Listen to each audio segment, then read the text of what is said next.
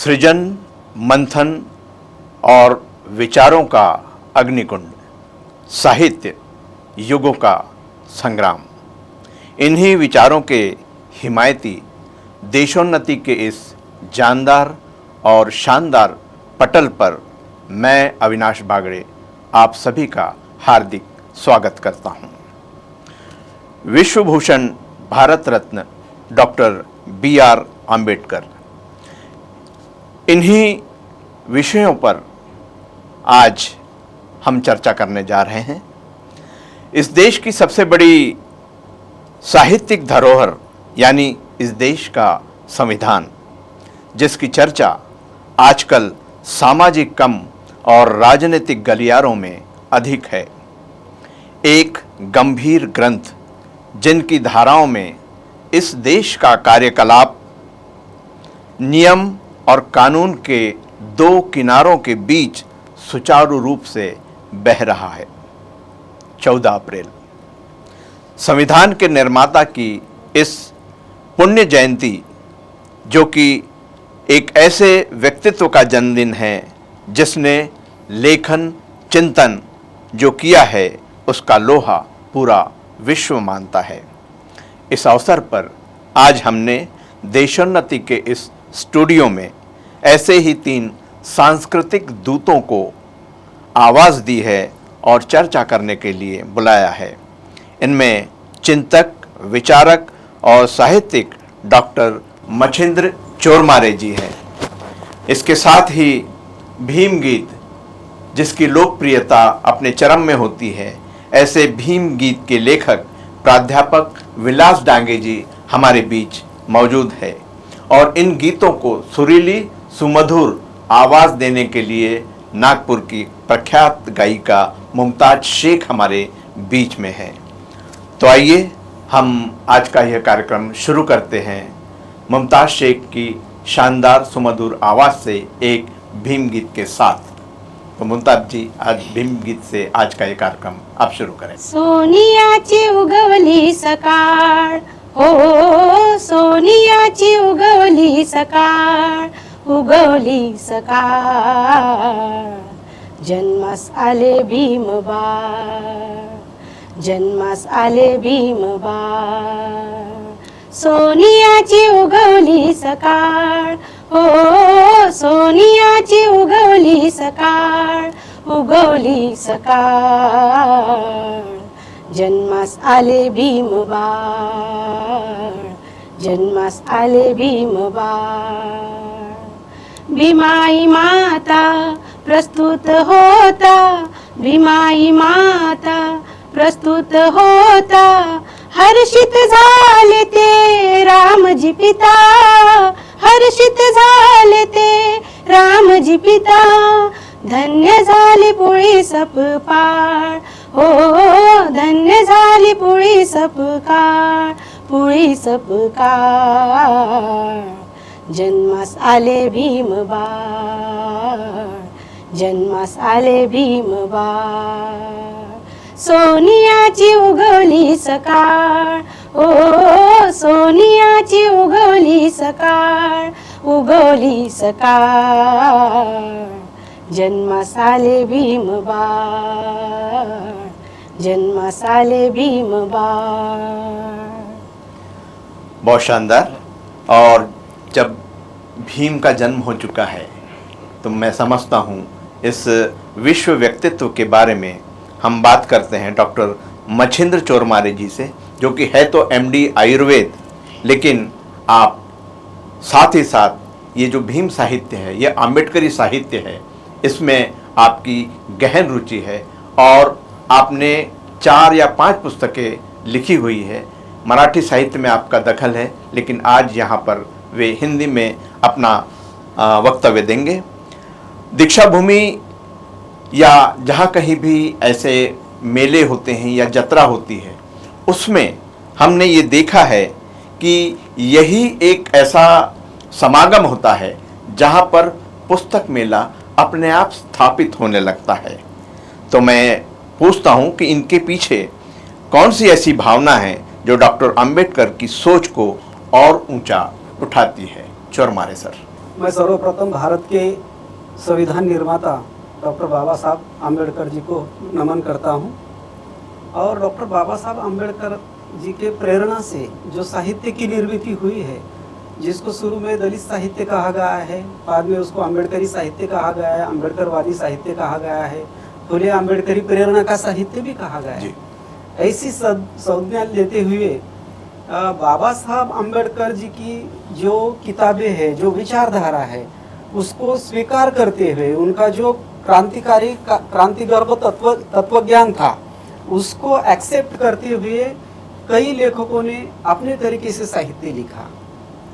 लेकिन बाबा साहब डॉक्टर आम्बेडकर जी का जो साहित्य है, उसके ऊपर मैं सर्वप्रथम अपनी बात रखना चाहूँगा। डॉक्टर बाबा साहब आम्बेडकर दो तरीके से अपना काम करते थे। पहला काम ये होता था कि कोई भी समस्या अगर उनके सामने आती थी तो डॉक्टर बाबा साहब आम्बेडकर उसके लिए आंदोलन करते थे, सत्याग्रह करते थे। दूसरी चीज ये थी कि उस समस्या का हल ढूंढने के लिए बाबा साहब साहित्य लिखते थे, डॉक्यूमेंट्स तैयार करते थे, थ्योरेटिकली उसका आंसर ढूंढते थे।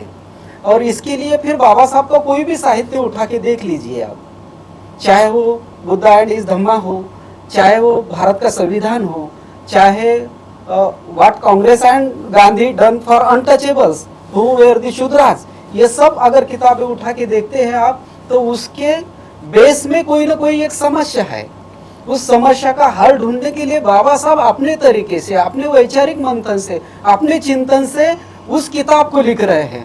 उस किताब को लिखने के पीछे बाबा साहब का एक उद्देश्य है, एक भूमिका है, ताकि मैं ये वैचारिकता समाज के सामने रखते हुए उसका बेस तैयार करूं, उसके ऊपर फिर आंदोलन खड़ा हो जाएगा। अगर अपने पास कोई वैचारिक बेस नहीं होगा, वैचारिक कोई उसका फंडामेंटल कुछ ऐसा डॉक्यूमेंट्स नहीं होगा, तो अपना जो आंदोलन है वो सही तरीके से खड़ा नहीं हो सकता है, दिशाहीन हो जाएगा। एक निश्चित दिशा देने के लिए अपने आंदोलन को बाबा साहब उसका जो है वैचारिक साहित्य का लेखन करते थे। तो बाबा साहब ने काफी साहित्य लिखा है। प्रॉब्लम ऑफ रूपी अगर आप देखिए, हु वेयर शूद्रा अगर देखिए, बाबा साहब बहिष्कृतों का, शूद्रों का आंदोलन चला रहे हैं और वो आंदोलन को एक वैचारिकता देने के लिए हु वेयर दी शूद्राज लिख रहे हैं। और इसमें हु वेयर दी शूद्राज मतलब ये शूद्र लोग पहले कौन थे इस भारत देश में, ये शूद्र लोग पहले कौन थे? तो बाबा साहब अपना आंसर उसमें वो किताब में देते कि ये शूद्र लोग पहले क्षत्रिय थे, उसका आंसर लिखते। ये शूद्र बनाए गए बाद में, लेकिन वो क्षत्रिय थे। कई इसमें ऐसे बाबा साहब ने जो भी उनके सामने समस्याएं हैं, उसका हल अपने लेखन से और अपने आंदोलन से दिया है। बाबा साहब का ये जो विचार है, ये फिर आगे की जो पीढ़ी है, 1960 के बाद वाली जो पीढ़ी है, उन्होंने फिर बाबा साहब का ये जो विचार है ये एक्सेप्ट कर लिया, स्वीकृत कर लिया और खुद का साहित्य लेखन चालू कर दिया। अब बाबा साहब के ये विचार आपने आत्मसात करके फिर जो साहित्य आया वो आया दलित साहित्य सबसे पहले। और दलित साहित्य क्या है? तो ये मानव के विकास का, मानव के क्रांति का साहित्य है। बाबूराव बागुल ने यही कहा है दलित साहित्य के संदर्भ में कि ये दलितों के उत्क्रांति का साहित्य है, दलितों के ये क्रांति विज्ञान है, ये दलितों का क्रांति विज्ञान है। और उस तरीके से फिर और नामदेव ढसाल की कविता आ गई, डॉक्टर यशवंत मनोहर की कविता आ गई, वामन निम्बालकर की कविता आ गई, ताराचंद्र खांडेकर का वैचारिक साहित्य आ गया, डॉक्टर गंगाधर पानतावने जी का वैचारिक साहित्य आया, जिन्होंने अस्मितादर्शी ये साहित्य पूरी भारत में और पूरे महाराष्ट्र में फैला दिया है। तो मैं इस बात में मेरे तरीके से ये सोचता हूँ कि डॉक्टर बाबा साहब आम्बेडकर ने अगर इतना बड़ा वैचारिक साहित्य का लेखन नहीं किया रहता, तो आगे की पीढ़ी के लिए जो इतना भंडार खुला है ये दलित साहित्य का, अम्बेडकरी साहित्य का, फुले अम्बेडकरी प्रेरणा के साहित्य का, अम्बेडकरवादी साहित्य का, स्त्रीवादी साहित्य का, तो ये जो महाद्वार उन्होंने खोल के दिया है, तो ये सब बाबा साहब के साहित्य की ही परिणति है जो हमने साहित्य आगे का लिखा हुआ है। तो इस तरीके से है। बाबा साहब डॉक्टर आम्बेडकर ने भारतीय संविधान जो लिखा है, ये राष्ट्र को एक प्रकार का अपने को आकार देना था। यहाँ मानवीय मूल्य पहले नहीं थी, मानवीय मूल्य ध्वस्त हो गई थी, तो ये मानवीय मूल्य मानवीय जीवन में आना चाहिए, ये समता, स्वातंत्र्य, बंधुता और सामाजिक न्याय आना चाहिए। इसके लिए बाबा साहब ने ये संविधान लिखा है। हर एक व्यक्ति का अपना एक खुद का राइट्स होना चाहिए, उसके फंडामेंटल राइट्स उसको होना चाहिए, उसको सामाजिक प्रतिष्ठा प्राप्त होना चाहिए, उसका स्वातंत्र्य जो वो आबादित रहना चाहिए और सभी के साथ एक समान व्यवहार होना चाहिए। सामाजिक व्यवहार होना चाहिए समान, सांस्कृतिक व्यवहार होना चाहिए, राजकीय व्यवहार उनका होना चाहिए। इसके लिए बाबा साहब ने ये संविधान के थ्रू, संविधान के माध्यम से अपने को लोकशाही दी है, लोकतंत्र दिया है।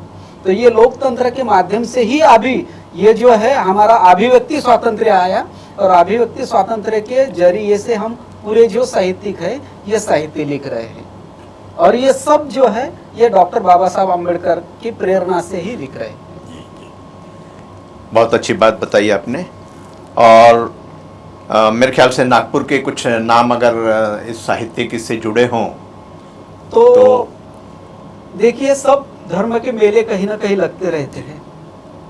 बाबा साहब डॉक्टर अंबेडकर के प्रेरणा से दीक्षा भूमि में जो दीक्षा ली बाबा साहब ने, जो धर्मांतर किया है, उसका भी मेला दीक्षा भूमि में लगता है। कई भी मेले में गए तो कई प्रकार के वहाँ पे सामान वगैरह दिखता है आपने को, लेकिन दीक्षा भूमि पर पर्टिकुलरली किताबें ज्यादा दिखती हैं, बुक्स ज्यादा होते हैं, ग्रंथ ज्यादा होते हैं। इसका कारण क्या है? इसका कारण यही है कि बाबा साहब ने कहा था कि केवल शिक्षा ही तुम्हारी मुक्ति का द्वार है। तुम अगर शिक्षा लोगे तो तुम मुक्त हो जाओगे। किस चीज से तुम्हें मुक्त होना है? तुम्हें पाखंड से मुक्त होना है, तुम्हें अज्ञान से मुक्त होना है, तुम्हें अविद्या से मुक्त होना है और तुम्हें शिक्षा लेकर अपने जीवन का विकास करना है। अगर तुम शिक्षित होगे, शिक्षा लोगे तो किताबें लिख पाओगे, साहित्य लिख पाओगे। तो बहुत सारा साहित्य जो है, अम्बेडकरी साहित्य, अम्बेडकरवादी साहित्य जो है, इनकी जो किताबें हैं, ग्रंथ जो है, वो दीक्षा भूमि पे अपने को मिलती है। अगर नागपुर की बात मैं करूं तो बहुत बड़े एक विचारक है, लेखक है, कवि है, डॉक्टर यशवंत मनोहर, जिनका पहला कविता संग्रह था उत्थान गुम्फा था। कई कविता संग्रह फिर उन्होंने लाए हैं, कई वैचारिक साहित्य उन्होंने लाया है। तो ये डॉक्टर यशवंत मनोहर, इनके वैचारिक साहित्य से कई नई वाली जो आने वाले कवि है, ये आने वाले जो साहित्यकार हैं, आने वाले कथाकार हैं, नाटककार हैं, उनको प्रेरणा मिली साहित्य लिखने के लिए। वामन निम्बालकर नागपुर के हैं, उन्होंने काफी साहित्य लिखा। उनका जो गांव कुसा बाहरील कविता, ये उनका पहला कविता संग्रह था कि गांव कुछ के बाहर जो लोग हैं, गांव कुछ के बाहर जो लोग हैं, उनको अंदर नहीं आने दिया जाता। उनको गांव कुछ के बाहर क्यों रखा गया है? वो भी मानव है, इस देश के नागरिक है। तो बाबा साहब ने जो बात संविधान में की है, तो संविधान में जो बात की है, तो ये मानव अंदर आना चाहिए, समता पर आना चाहिए और उनके साथ भी मानव के जैसा व्यवहार होना चाहिए। तो ये वामन निम्बालकर की जो कविता है, उसमें गांव कुसा बाहरील कविता, ये वहाँ पे है। उसके बाद जो हमारे जाने माने जो कवि है नागपुर के, लोकनाथ यशवंत है। लोकनाथ यशवंत के जो आता होऊन जाऊ द्या, इस कविता संग्रह के माध्यम से एक क्रांति की भूमिका निभाई है। मैं क्रांति करना चाहता हूँ, जो पुराना अन्याय अत्याचार अपने ऊपर हुआ है उसको मैं तोड़ना चाहता हूँ और इसके माध्यम से फिर आता होऊन जाऊ द्या आणि शेवटी काय झाले। ये उनकी जो किताबें हैं, ये उनके जो काव्य संग्रह है, ये अम्बेडकरी जो चळवळ है या दलित जो मूवमेंट है, ये दलित मूवमेंट को वो उजागर कर रहे हैं, आविष्कृत कर रहे हैं अपने काव्य के माध्यम से कि ये मूवमेंट जो है ये किस तरीके से चल रही है, ये मूवमेंट के पीछे बेस में कौन सा विचार है, तो बाबा साहब का ही विचार है। तो वो क्रांति की भाषा उसमें कर रही है, उनको रिवॉल्यूशन चाहिए वो कविता के माध्यम से। ये लोकनाथ यशवंत हमारे इसमें कह रहे हैं। और लोकनाथ यशवंत केवल 10वीं पास होने के बावजूद भी इनकी पुस्तकें पाठ्यक्रमों में हैं। ये सबसे बड़ी बात, इसको एजुकेशन का एक मैं तो ये कहता हूँ उनके बारे में कि भारत का कोई ऐसा विश्वविद्यालय नहीं है जहाँ इनकी कविता नहीं पढ़ाई जाती। सभी विश्वविद्यालयों में लोकनाथ यशवंत की कविता ये पाठ्यक्रम में है। कई कवि यहाँ पे है, जैसे कि कोई विचारक भी है, विचारवंत भी है, चिंतन मनन करने वाले हैं। हमारे ताराचंद्र खांडेकर जी है, प्राध्यापक अशोक गोड़घाटे जी है, हमारे डॉक्टर प्रकाश खरात है, तो ये जो सभी साहित्यिक जो है, ये बाबा साहब का जो विचार है, मानव मुक्ति का जो विचार है, क्रांति का जो विचार है, यही आपने साहित्य के माध्यम से आगे लेके जाना चाह रहे हैं। ये सब, और ये भारत के लिए या नागपुर के लिए बड़ा गौरवशाली इतिहास है कि जो पिछड़े वर्ग के लोग थे वो बाबा साहब की प्रेरणा लेकर अपना साहित्य उद्घोषित कर रहे हैं, अपना साहित्य सामने ला रहे हैं। तो ये क्रांति की एक बात ही है, ये क्रांति की एक नींव रख रहे हैं, और यही अपेक्षित था डॉक्टर बाबा साहब आम्बेडकर के संविधान को। सही बात। पर संविधान मूलक जो साहित्य रचा जा रहा है वही बाबा साहब का जो एजुकेशन के प्रति जो एक अनुराग था, साहित्य के प्रति अनुराग था, कलम के प्रति अनुराग था, उसकी ये एक श्रुति है। हाँ, ये बहुत शानदार तरीके से आपने अपनी बात रखी। और मैं आता हूँ अब प्राध्यापक विलास डांगे जी। है तो वो अंग्रेजी के प्राध्यापक, लेकिन आदमी मन से ही एक कलाकार होता है, एक सांस्कृतिक भूमिका रहती है। और विलास डांगे जी एक संगीतज्ञ भी है, और भीम गीत लिखना और उसको संगीत में ढालना, उसको सुरों में ढालना, धुन में ढालना, ये विलास डांगे जी का ये है। तो भीम गीत कहे तो एक जन जागरण का एक सबसे सशक्त और सहज माध्यम है। आप भीम गीत स्वयं लिखते हैं और धुन बनाते हैं। भीम गीतों पर कुछ प्रकाश डालिए विलास जी। भीम गीत वैसे मैं, हाँ, सबसे पहले आने वाली भीम जयंती, इसके उपलक्ष्य में मैं आप सभी दर्शकों को भीम जयंती की शुभकामनाएं देता हूँ। साथ ही साथ देशोन्नति का भी मैं आभारी हूँ। आज हम यहाँ स्टूडियो में जो आए हैं वो एक भीम गीत लेखक, और ये समझिए कि उसको लिखना और उसको धुन में ढालना और फिर प्रस्तुत भी करना स्टेज पे, क्योंकि हमारा एक ग्रुप भी है भीम गर्जना। ये भीम गर्जना के माध्यम से हम भीम गीत गाते हैं, प्रबोधन करते हैं और लोगों में जाकर भीम बुद्ध क्या है वो बताना चाहते हैं, और उसी सिलसिले में ये कार्यक्रम हमारे होते आ रहे हैं। और ऐसे मैंने बहुत सारे गीत लिखे हैं, जिसमें कुछ बाबा साहब और भगवान बुद्ध, इनके ऊपर हिंदी, मराठी, ऐसे बहुत सारे गीत लिखे हैं। कुछ एक आध गीत आप पढ़ के सुनाइए। हाँ, सुना दे, गा के सुना दे। जय भीम इंडिया, जय भीम इंडिया, जय भीम इंडिया, जय भीम इंडिया, जय भीम जय भीम जय भीम इंडिया, जय भीम जय भीम जय भीम इंडिया। अंबेडकर वाद ही मानवतावाद है, इन विचारों से सब आबाद है। अंबेडकर वाद ही मानवतावाद है, इन विचारों से सब आबाद है। यही ग्रंथ है, यही मंत्र है जो सबको उबारे। भारत सुपर पावर करना है तो कहना प्यारे। जय भीम इंडिया, जय भीम इंडिया। गूंजेगा नारा जय भीम का दुनिया के कोने कोने, गूंजेगा नारा जय भीम का दुनिया के कोने कोने। सबको ये भाएगा अनपढ़ हो या सयाने, सबके दिलो दिमाग पर छाएगा एक ही नाम, सबके दिलो दिमाग पर छाएगा एक ही नाम। तो नीला परचम बोलेगा लहरा के सर्रे आम। जय भीम इंडिया, जय भीम इंडिया। संत महात्मा आए आकर चले गए, संत महात्मा आए आकर चले गए। मानवता के हित में कुछ ना कर गए, मानवता के हित में कुछ ना कर गए। पर भीम विचारों की बूंदों ने सागर रूप लिया, पर भीम विचारों की बूंदों ने सागर रूप लिया। कई साल की गुलामी को पल भर में मुक्त किया।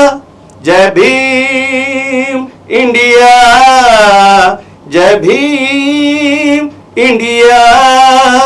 अंबेडकरवाद ही मानवतावाद है, इन विचारों से सब आबाद है। यही ग्रंथ है, यही मंत्र है जो सबको उबारे।